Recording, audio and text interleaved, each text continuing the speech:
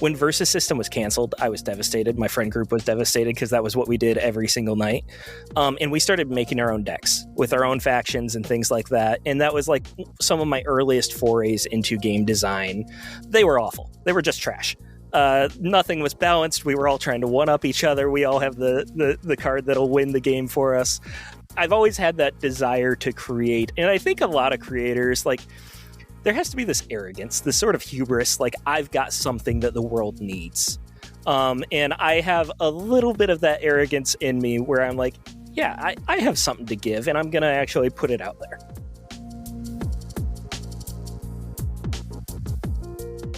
Welcome to Tabletop Talk, the podcast where I delve into the minds of tabletop gaming creatives. Join me as I uncover their creative process and inspirations. You are in the right place if you enjoy listening to thoughtful interviews with creative people. Hi, this is Sean Nittner. When I'm not stewarding Big Bad Con and trying to figure out how to get more rooms on Thursday nights for our guests, you can find me listening to Tabletop Talk. Howdy friends, Craig here. My guest today is Steven Alexander. Steven is the designer, writer, and creator of Huckleberry, a Weird West RPG. It is an RPG set in a supernatural version of the Old West. He has a passion for playing, running, and designing RPGs since the 4th grade, and he forgot to develop other marketable skills along the way. When he's not scaring his friends with spooky cowboy stories, Steven streams a variety of TTRPGs with adventures in lollygagging on Twitch. He lives with his wife and 2 dogs, is a full-time liveaboard in the Pacific Ocean. Steven, welcome to the third floor. Thank you so much. I am genuinely excited to be here. So before we came on mic, I told you, and I'm going to tell you now on mic, which is I before we get into all of the RPG shit, how did you end up on a boat? Like most good things in my life, goes back to my wife. Okay. She traveled a lot for work. We both developed a lot of love for travel. And it's been something that we've decided to slowly work towards, is that we'd like to sail across the Pacific Ocean. This is a small step there. This boat is not the one that will cross the ocean. Sure. But it gets us on the water in the meantime. So it's been a fun journey. So, and I'm sure you've answered this a shit ton of times, but I don't care. Best thing about it. Top Best 2 things about it. Beachfront property for right. dirt cheap prices. Yeah. The weather where I am, I'm in Central California. Fantastic. Nice. I honestly, like, being able to walk off the boat and just see great blue herons and egrets. I was never a bird person, but since living on the water, there's so many interesting birds and wildlife. We can see otters. They come up and they tap little mollusks on our boat, and we can go out and take a picture of them. There's honestly not that much to dislike about it. I'll be honest. It's great. Oh, that's cool. All right. So now the hard question is what do you miss? So there's got to be times where you go, you know what? I kind of miss this. Not having to walk the dock for a decent shower. That's the type of thing I miss. Having a decent shower, like within naked walking distance. Yes. My wife and we just went down to San Diego for the weekend, and we were in a Airbnb, and I showered twice a day. Like, I bet. Yeah. I felt so clean. I felt scrubbed. I felt like I was power washed. It was fantastic. City water. Exactly. That's amazing. Oh Lord. All right. So as you know, Steven, I like to ask the origin story. So at some point you knew nothing about this hobby, and I want to find out, or take me back to when you first encountered it. What was it put in front of you for the first time? Yeah, like you said in my bio, it was in the 4th grade. I remember the exact moment that I first cracked open a RPG book. It was D&D 3rd edition. 3.5 hadn't come out yet. I remember sitting on the school bus. I had just changed schools that year, so I didn't really know anyone. And there was a kid from my neighborhood who was looking through this goofy looking book. I was a reader. I liked reading, but I'd never seen anything like that. And he started showing me pictures. He showed me a picture of a bard. I'm like, this is amazing. And he's like, no, you're not going to play a bard. And he scrolled over to he went over to the ranger, and I'm like, that's awesome too. I'll play that. It started from there. It kind of had ups and downs. How so? I had no idea about like the panic that came from D&D in the 80s and things like that. And my parents were somewhat religious. So when I like brought home a D&D book, that ended up being a big deal, unfortunately. Wow. So I was the one who was like, I would like hide the D&D books under the mattress, that kind of thing. It was my way to rebel, is by having D&D books in my room. So we have to pause for a second here, Stephen, Yeah. because I mean, obviously it always adds to the allure, right? When mom and dad say, no way. And this is this might be a question your parents would love to know the answer to is, had they not put those restrictions on, do you think you would have lost interest in RPGs or just enhanced it? I think it would have been about the same. I'm a stubborn person. What people do around, even back then as a kid, there was a point where I'm like, oh man, I think I broke my parents, because I made some choices, and they were split. So I was at my mom's part of the time, at my dad's part of the time, and my dad was more strict about it than my mom. So that was where I was like hiding it the most. And then my mom, I could be a little more open about it. She didn't like it, but she was like, it's keeping him busy. So that was able to like allow me to have that outlet still. The thing is the bus ride where I'd be talking D&D with all my friends, going over my books, that was to my dad's house. So I would have to like, sneak them into my backpack and make sure, that kind of thing. And it wasn't a huge deal. It was never like a big knockdown, drag out fight or anything like that. But it was definitely frowned upon. When did you get to play first? And how long had you been studying and reading and absorbing these books before you actually got to play? So I think like a lot of kids, or at least a lot of gamers, you look at the pictures a lot more often than you actually play. And I'm sure I played a bit in the 4th grade. I know I played in 5th and 6th grade. So it was still around that time. But for the majority of my experience, my relationship with D&D, it was a solo thing. It was me reading books. It was me writing characters. I had reams and reams of paper of character sheets that I was making. I killed so many trees for characters that I was never going to play. But it kept the spark alive. Yep. And you could do it by yourself, right? Exactly. The hours I spent. So I didn't create like a million characters for D&D, but freaking Marvel superheroes from TSR, I had binders full of, and every one of them was a stupid kid clone. So, it was Wolverine with the serial number shaved off. It was Iceman without the serial numbers on it. But man, I still loved that process. Do you still find yourself? Go ahead. Was that I didn't know other RPGs existed. Because with it being closed off like that, my friends were the only outlet. And I learned about the Star Wars D20 system because they were both Wizards of the Coast. So there was a little bit of crossover there.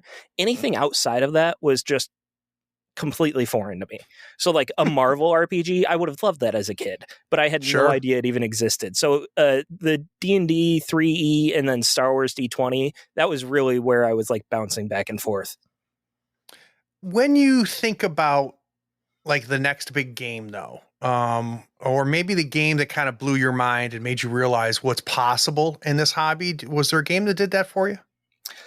When it comes to tabletop RPGs, that was much, much later. What opened my eyes to the broader world of tabletop gaming was a game called Versus System. It was a trading card game. It was superheroes. It was Marvel versus DC. They had a Hellboy expansion. I'm a huge Hellboy fan, so that was like right up my alley. And that was like when RPGs, they would have highs and lows, like I said. There were always still games in my life. Tabletop games, miniatures games, Hero Clicks, Warhammer, anything that I could actually get my friends to play with me, I was playing. So the game that really opened my eyes to the broader world of tabletop RPGs, that's tough because I started experiencing a lot of new RPGs all around the same time. I got hooked up with Adventures in Lollygagging, who are a great group of gamers who love playing every single system. And within 2 years, I'd played 24 systems, whereas before that I'd played 5. So it was Right. just it was a massive, just the dam broke. Some of the big ones for me were Free League, the Year Zero engine. I love Year Zero engine. I ran Forbidden Lands. I've played Blade Runner. I've played Alien. I've played a lot of iterations from it. There's a lot of iterations I still want to play. So I think that one would probably be the big one that, like, Year Zero engine, a lot like 5e, people try to put it on a lot of genres, but Year Zero engine is much more adaptable in my mind, where it fits a lot more genres. And Free League, I think, is not dogmatically married to the basics of it. I mean, we saw that with Blade Runner, how they, instead of, just pool die, you have upgraded die sizes and things like that. So even though the basic premise is still the same, I think it, they have kept that alive, I think, longer than I expected to it. And that's because I think they're being innovative. Yeah. Yeah. I'm real anxious to see what they do with Alien in the new version. I'm excited for that. I hope they streamline it. Alien's a little clunky in the combat. The panic, you're tracking especially. You're tracking like one too many things. What is it, like the minimum stress or the minimum panic or something like that? And it's just a little bit of a pain in the ass. But they're smart. And so they're like they always say, kill your darlings. Free League's always willing to do that. Like you said, they're willing to make a cut if they think that it'll make a better game. They value the actual embracing the IP more than keeping the same mechanics. They just sent me for my review the Electric State. They sent me the PDF. I have not had a chance to look at it yet. I didn't back it. It's one of the few things by Free League I didn't back. But I can imagine I'm going to read it and then I'm buying the damn book because they're so good at what they do. I'm sure. Yeah. I'm guys, a huge Free League fanboy. Yeah, they're doing good stuff. Tomas over there is doing some good stuff. I always worry that they've expanded too quickly, but I had the same concerns about Modiphius too, and Modiphius is doing just fine. So you just got to trust them. So guys, the Insider Insight series allows me to sit down with designers, developers, artists, writers, and creators and learn how they approach their work. I try to understand their process, inspiration, and the methods for crafting their creations. We've got a lot to talk to Stephen about. When we get back, we're going to talk about Huckleberry. We'll be right back.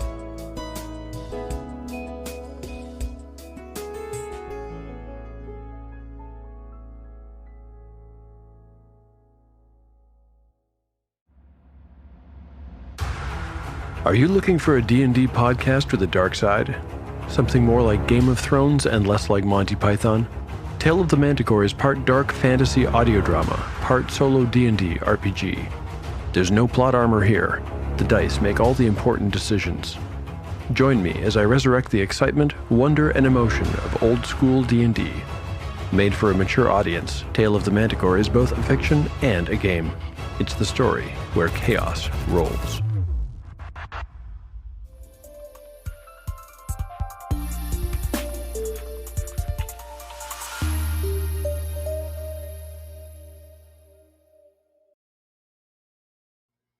So I think, Stephen, before we dive in, let me just briefly give everybody kind of the little blurb about the game. And then I think I want to dig into its origins. So Huckleberry, a Weird West RPG, is a dark and weird game inspired by the mythology of the American Old West. In this unforgiving landscape, the veil between reality and the weird is frayed and worn thin, allowing the weird to seep in to every crevice, corrupting and twisting the very fabric of reality. Can you survive the weird frontier? So you know what I like to do, Stephen? I like to go to the day before, right? So before we do that, we talked about you as a gamer. We talked about your love of the hobby. Is the itch to create always there during this process? I mean, we talked about how you wrote stuff for D&D and created a bunch of characters.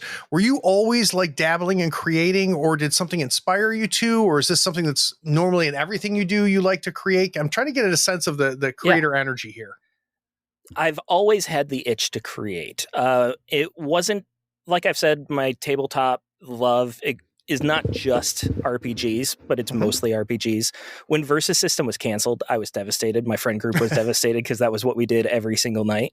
And we started making our own decks with our own factions and things like that. And that was like some of my earliest forays into game design. They were awful. They were just trash.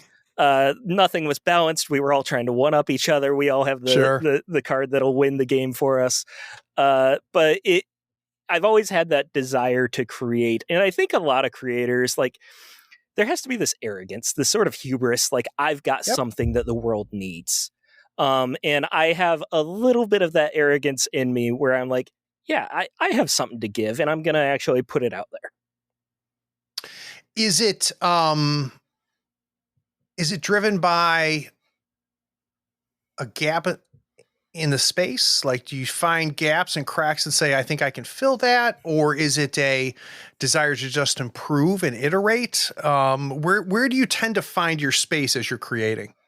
I think a gap would be a good way to describe it, but it's almost a little more selfish. I want the game that suits my style. And it's impossible to find the perfect game to do that because they're all designed by people who are making games for their style or someone else's style. So it is a gap that I try to fill in. And especially with Huckleberry, I feel like there's a bigger gap there compared to other types of games where I might feel like I would want to create. So like the Western genre, I feel like there's a lot of opportunity to iterate there, to innovate there. And that's essentially where that came from with Huckleberry. Were you always a Western fan, or? Yeah, growing up, one of my favorite movies was Tombstone. Nice. Kurt Russell, Val Kilmer. I can quote every single line in the movie. To this day, I still watch it multiple times a year, especially since making Huckleberry. I'm constantly watching it. It's one of my touchstones for the game. But beyond that, Wyatt Earp with Kevin Costner, Unforgiven, like you can go down the list.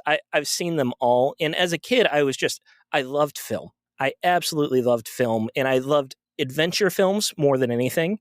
And Western it has adventure. That's a core part of the genre. So I was always drawn to that.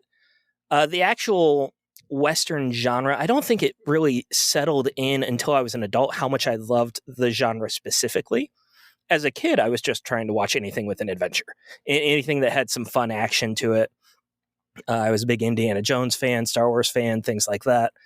And as I got older, I started to appreciate the fact that Westerns are very character driven. They have very strong themes in them, and it was things that could resonate with me a bit more. So when you're out there and you're looking at, like, say, Deadlands or Haunted West, when you look and kind of see what's out there, right? For me, those are kind of the two bigger of the Wyrd West games out there. Where's your space, right? So, and this is not critiquing either of those games. This is saying, hey, I see some area that I think I can jump into. Where is that area, and kind of where does Huckleberry fit? So I'm going to probably annoy some people here. I've not actually played Deadlands. I've read the book. I've read all the books, all the different editions, things like that. Something about Savage Worlds I kind of bounce off of. Sure. It's a love-or-hate system. Yeah. It's a love-or-hate system. That's no shade against it. I know a lot of people love it. Haunted West I've run, and I really love Haunted West. It's a great system. But Huckleberry exists probably a bit closer to Savage Worlds, but I feel like Savage Worlds has a lot of mechanics that bog down certain parts of the game, and it slows it down a little bit. Again, no shade, but I wanted something that is a little bit more punchy. And Haunted West, I feel, is closer to like the Call of Cthulhu type game. It's very skill-based, and it's a little bit more simulationist, I would say. Whereas Huckleberry is meant to simulate a movie, not reality. So having a lot of different types of skills and things like that, it slows down the game in a way that Huckleberry is trying to avoid. Huckleberry wants to make very snap decisions about what dice you're rolling and what the results will be. And it's meant to it's meant to be punchy. And I feel like that's where Huckleberry stands out compared to those two systems Mhm. is that a fight will run much more quickly. So is Huckleberry a Weird West game that was looking for a system, or a system that was looking for a theme and found the Weird West? It's the second one very clearly. So Huckleberry started out as a game that I might still make in the future. Who knows? It's called The Bureau. And it was meant to be 1930s FBI, very Hellboy inspired, where like the FBI agents are monstrous people that are fighting the supernatural. They're solving cases, things like that. Something about that game just didn't click. And I had it in like a draft. I had it in my head. I even play tested a session, and something about it just wasn't quite clicking. And then I honestly, credit to Chris Spivey here, I ran Haunted West, and I'm like, this is it. This is what my system has been needing, is to be set in the Western. And I'm not trying to one up Chris Spivey because he's created it. Yeah. That's what it's about. Yeah. It really ignited my passion for the genre again. It was my first Western tabletop RPG that I'd ever played. And I was running it, and I'm like, this is exactly what my system was needing and lacking. So when you're running Haunted West, what's clicking for you, right? So obviously it turned you on. You're a Western fan, but what was special about Haunted West and immersing you in that genre that took over? I ran it very horror oriented. In Haunted West, it leans towards horror, but often it's like supernatural and like aliens and things like that. I ran it closer to like a Exorcist style movie in the Old West, where it was I tried to be a bit more subtle with things, and it's cowboys, so I still had everyone shooting people up, and like they're demon monsters and all that. But the character driven genre suits RPGs so well, especially the RPGs that I like to play, where like characters are what push the story forward. I want players to be able to delve into that and enjoy that, and I want that to be the focus of the story. And it felt like Western was made for RPGs. It really feels like they click perfectly for me, and Haunted West is what opened my eyes to that. Now, you talked about it, relative to Haunted West, and the same is true of Deadlands too.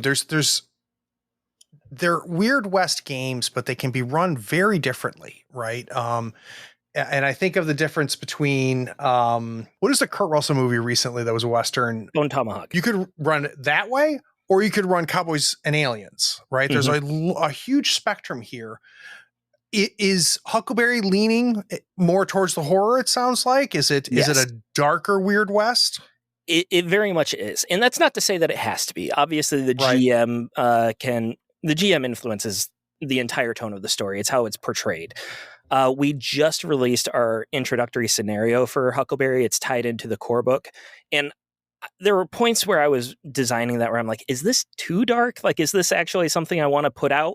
But also I want to make an impression. And the scenario is not edgy for the sake of being edgy or anything like that. But I wanted to make the impression that this is a horror game. And that is very much the goal of Huckleberry, to keep people on the edge of their seat. It's not necessarily a deadly game. It's dangerous. You can get knocked out. You can take scars. Your character can be so beat up that they retire and you have to make a new character, things like that. But I wanted the horror there because that's just what it tickles me. Like, that's my favorite thing to have. And I want the investigation to lead into that as well. I want it to be a slow burn.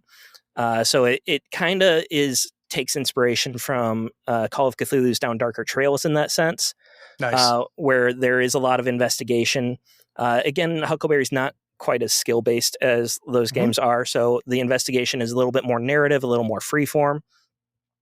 But the idea is that the tension just keeps rising and rising and rising until you get to the shootout. And that's where Huckleberry differs from a game like Call of Cthulhu, where when you see the monster, you're supposed to run. In Huckleberry, you're supposed to run towards it.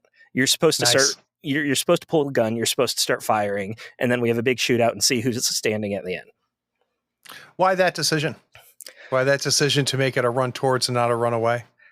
Because it's fun. That's really the bottom line for me. Sure. I've played a lot of Call of Cthulhu, and I love Call of Cthulhu. It's a great system. But there are times where I'm like, I just want to shoot this thing, Yeah. And that it's a Western. Chekhov's gun. You have a big iron on your hip, you're meant to fire it. And that was probably my biggest problem with Down Darker Trails, is that it uses the Call of Cthulhu rules, and it's a little more pulpy. So you're allowed to fight easier and things like that. But the Call of Cthulhu rules aren't necessarily meant for action either. And they can handle it okay, but it's not a core focus of the game. Whereas Huckleberry has two focuses. It has the investigation and it has the action. Those are the two pillars of the game. Can you give me a sense, because obviously we talked, the simulations aspect, all the completely narrative. Is there another game that people might be familiar with that'll give them a sense of where on the spectrum this game falls? Is there another system out there that you say, hey, if you kind of like the level of crunch and the level of narrative of this system, you're probably going to dig, kind of where I landed with Huckleberry? Yeah, I think we were already talking about it with Year Zero. Huckleberry takes some inspiration from Year Zero, but the games play very differently. But it's the same sort of level of crunch. It's the same sort of level of character development that you have. You're not going to go from a peasant to a god, but you start collecting traits, you start collecting new abilities, things like that. I'd say it's about that same level crunch. It's not anywhere near as light as like an OSR game or anything like that, but it's a bit lighter than most games. Class-based? What's character creation like? It's trait-based. So when you create your character, you choose from 4 categories of traits. You have your flesh and blood, which are physical traits, and then you have your calling and disposition. Disposition is like your personality, and calling is like a professional skill that you've picked up along the way. And then from there, you buy a gun. And the gun is, we call them big irons. Not every gun is a big iron, but every big iron is some sort of weapon, a knife, thing like that. And the big irons are specific to the players because it's something that's been customized. It's something that you've dug into. You can modify it.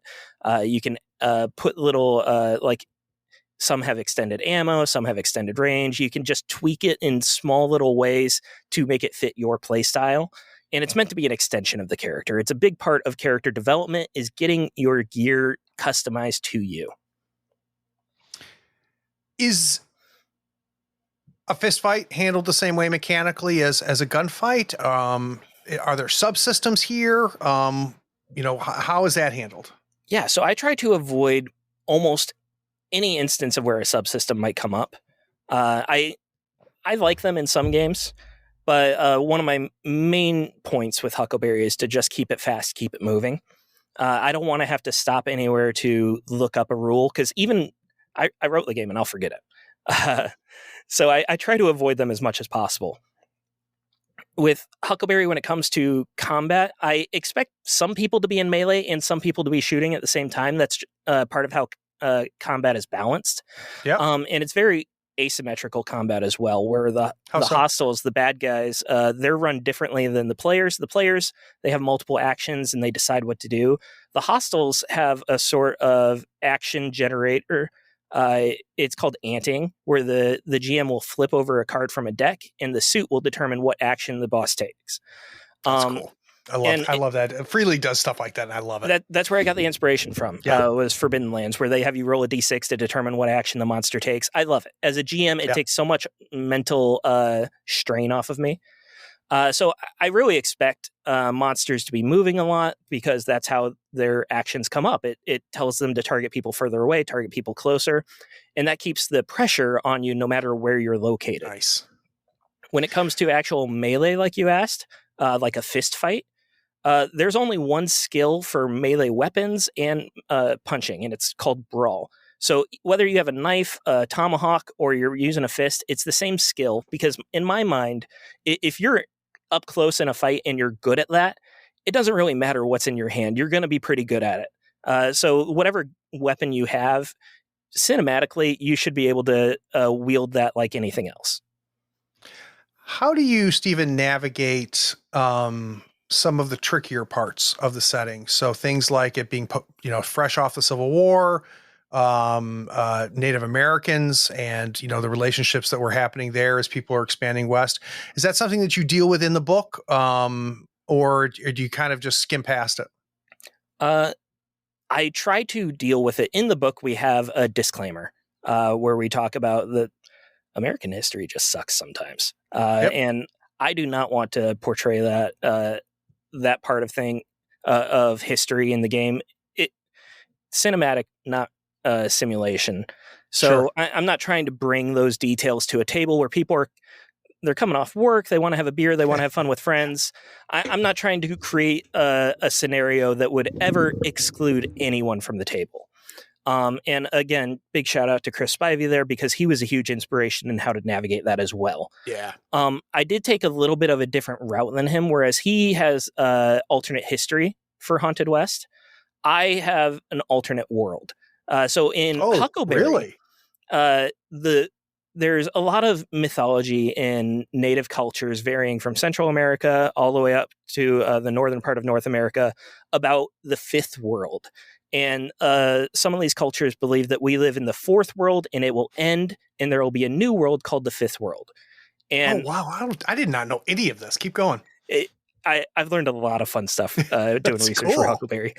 And in the fifth world, the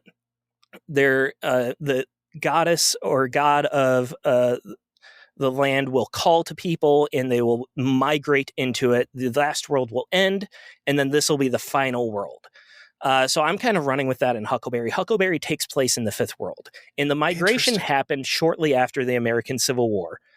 So there is all of that history there. If you want to say that your character is Mexican, well, Mexico did exist at one point, so it makes sense that you would be descended from Mexican ancestry and things like that. You can absolutely do that. I'm not trying to completely erase all of history because that's a big part of the Western genre. But at the same time, it opens everything up. There's a lot more that you can decide, well, this doesn't happen, this doesn't happen. There's no slavery in the fifth world. There never will be. That's not something that I will ever encourage dealing with at the table, especially in a Western setting, which is very modern. So there's a lot of opportunity to kind of reframe Westerns.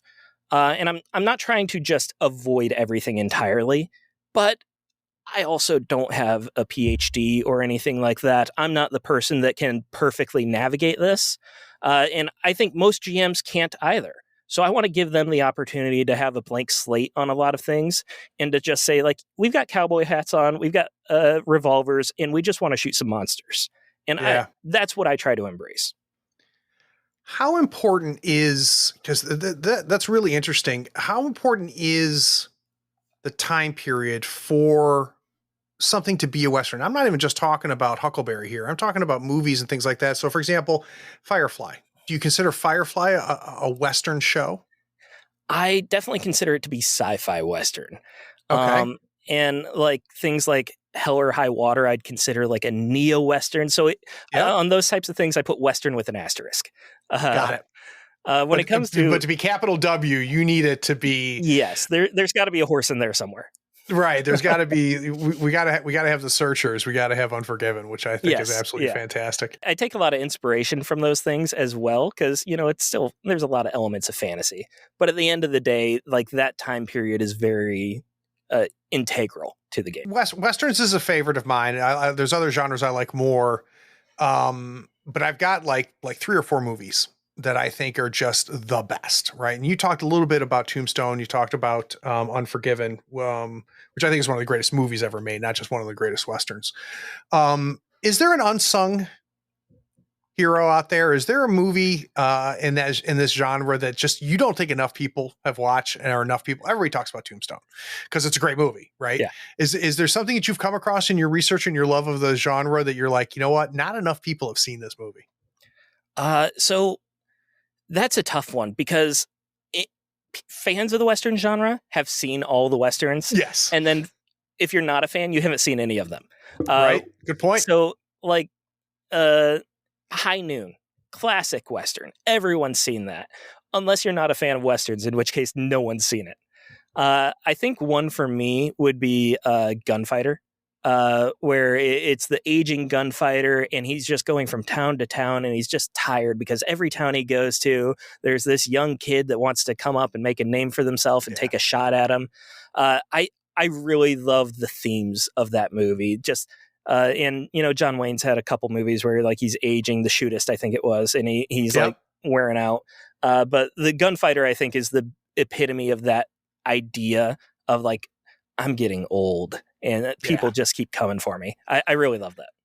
The mortality tends to be a very, very common theme in Westerns. And I think it's one of those hidden themes that, you sometimes is not evident in black and white. But as I go through and I think about my favorites in the genre, whether it be books or movies, there's always that sense of mortality and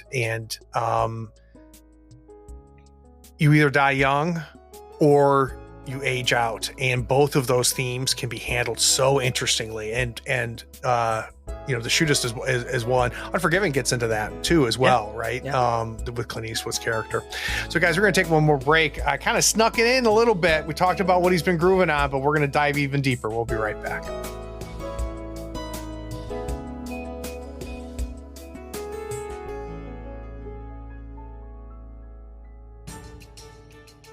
Attention all floorheads, gather round. I have a quest for you. You can simultaneously show your love for the show and embark on rewarding adventures. Head over to drivethrurpg.com, your one-stop shop for all things gaming. Whether you're looking for rulebooks, maps, art, or epic tales to enhance your gaming experience, it is that one-stop shop. Now, in the show notes, there's a unique affiliate link. Every one of your purchases directly supports Tabletop Talk if you use that link. It's like casting a powerful spell that helps us keep the podcast going strong. So next time you're itching for a new adventure, follow the affiliate link in our show notes or bookmark it now in your browser. It can be your portal to everything on DriveThruRPG. Now let's get back to the show, but please support the show by using that DriveThruRPG affiliate link next time you are shopping at the site.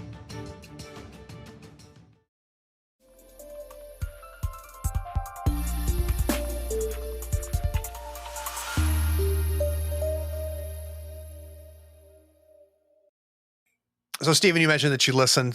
This is one of my favorite moments in the podcast. We kind of snuck it in a little bit. And I might have to say, let's not talk Westerns, because I think we've kind of covered that. So in general for you, Stephen, is there anything recently? It could be a game, tabletop or video, a book, prestige TV, movie. What is something that's just got its hooks into you recently? Yeah, I'm a creature of habit. So if I watch something once and I love it, I'm going to continue to watch the heck out of it. So a lot of the stuff the that term I just heard for this, just real quick, the term is comfort consumer. Yes. Which I think captures that feeling perfectly, doesn't it? And I still love new movies. I really enjoyed I watched The Fall Man recently. That was a fun little flick. But like what actually has like hooks in me is something, it's usually something that I've already consumed before. Right now I'm rereading The Aching God, which is by Mike Shell, who's actually a author of some Pathfinder scenarios. It's a novel. It's a horror fantasy novel, and it could be set in like a D&D Pathfinder high fantasy world, but it's very much in the horror genre, and it's something that you don't see very often. And that just something about it just really like connected with me. So I'm reading it. It's probably the third time I've read it now. And what was the connection, Stephen? What's making you come back to it over and over again? It's the horror fantasy, just that genre. There's not a lot to consume in that genre. And he did it very well with the pacing of it, where it builds up. Most of the book is about getting to this adventure site, and they're all scared for their lives to go to this adventure site because they know it'll be so dangerous. And then the actual like dungeon that they get to it's like the last quarter of the book. The majority of the book is about the adventure there. As most fantasy is. Sure. But it just the payoff is really good. It's a great world, and he just builds the tension very well with a lot of fun little moments. As a GM of fantasy games, like as I'm reading this, I'm like scribbling down notes, like I got to do this, I got to do that. That kind of thing. Shamelessly stealing. Have you read Between Two Fires? I have not, but I've heard I need to. You have got to put that. If you like fantasy horror, it's genre busting. Highly recommend it. I found it because I'm a horror fan, and I had a lot of fellow horror fans are like, Craig, you need to read this book. It is outstanding. And it's a tough genre, right? Because it's easy for horrific things to be just fantasy. To be able to make a fantasy world truly horrific, I think takes some effort, both as a GM and as an author. But yeah, dude, like if you don't own that book or are not near like top of your list, I've heard of it before. I know I need to read it, but that's a good point you make about like fantasy and horror. Like when you think about a lot of like basic D&D games where you go into a cave and you kill 30 goblins, like that's a horrific event. Like you've just massacred a clan of goblins, but you play it off like, fantasy and light and, we're heroes because we did this. So it really is like a fine line to like switch that kind of thing into horror. It's difficult to pull off. Dude, I don't know if I brought it up yet, but you need to read Between Two Fires because it's part of what he deals with in that book is that you've got what is first presented as just like this badass guy, right? Who's just this badass fighter. And you very quickly realize just how horrific he is and what he's doing is just awful. And it takes you a minute to do exactly what you did is going, we're going to go, our first adventure is we're going to go kill 30 goblins. And then going, you killed 30 sentient beings. That is pretty horrific. So highly recommend it, man. Highly recommend it. I'll get to it. What else you been digging? So I've talked a lot about horror, but I also go to the lighter side a lot. I've been rewatching Ted Lasso. That's a good show. Ted Lasso, it makes me want to be a better person. It's very rare to find a show that's like uplifting and it makes you feel good and you're like, I can be more forgiving. I can be more positive. I can be more loving. I can put more positive energy out there. So I really appreciate that. It's very inspirational, and something about that just speaks to me. I think the thing that amazes me the most, so Ted Lasso season 1, wife brought me in. She's like, hey, honey, you got to watch this. She had just got done watching it, was ready to sit down and watch the whole season again. And we watched it together. And after I was just like, that's a really good show. Really good show. What's incredible to me is to maintain that inspiration, that tone over multiple seasons and over multiple storylines as well. And the ability for those writers and really the actors as well to change the show, but still maintain that real neat sweet spot it has. I think it's going to be looked back at as a bit of a miracle because don't get me wrong, making one season that good is not easy, right? But to maintain the quality without changing the show, it's pretty amazing. Yeah, and this is my first time watching it entirely, season 1, 2, 3 back to back. I'm halfway through season 2 right now. Before I watched it a season at a time when it came out. And it was great. I loved it. But there were points in season 3 where I'm like, I don't like this because this person's changed a bit. As I'm rewatching, I'm like, they laid the foundation for that. Like they had a plan ahead of time of where this was going, what it would look like. No spoilers, but like Nate's character especially went on a wide arc, but then was like brought back and things like that. And you can tell that they really, they planned that. And it makes me a little nervous for season 4 that they just announced coming out. The same. Because, like, how do you keep this up for another season? I know. And I felt that way about season 3, so I'm optimistic, but I'm also ready, right? So if it falls apart and the wheels fall off, I'll be okay. It'll still be a great show. So I'll be good. Boy, Steven, there's a lot of really fun things to do on a Thursday night, like watching Unforgiven for the 100th time, but you spent it with me, and I appreciate that. Thank you. It's been a pleasure to be here. For those of you listening, guess what? This is the end. You made it through the whole episode, and I appreciate you doing that. Take care.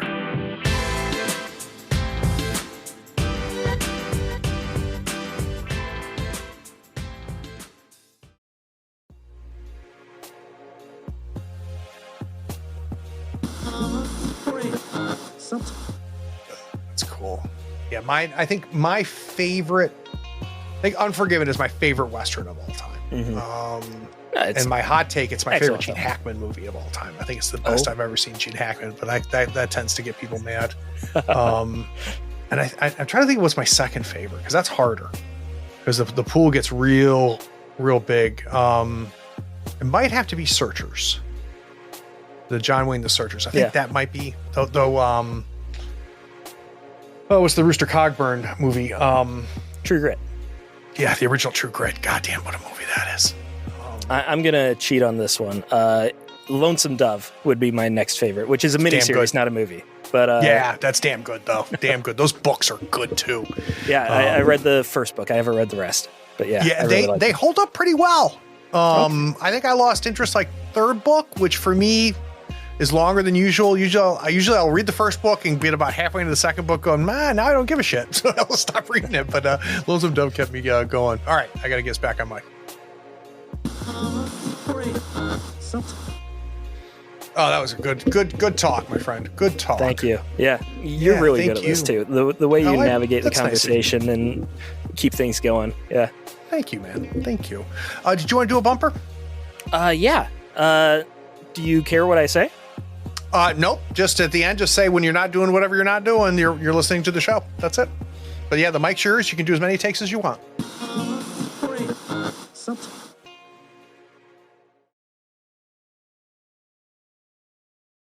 Hey, are you still here? Look, the podcast is over. And you sat through all of the breaks and bloopers? Well, I mean, if you're here, you might as well run over to patreon.com and become a supporter. Don't forget to rate and review this podcast too while you're at it, on whatever platform you're listening to. I do appreciate you sticking around. Take care.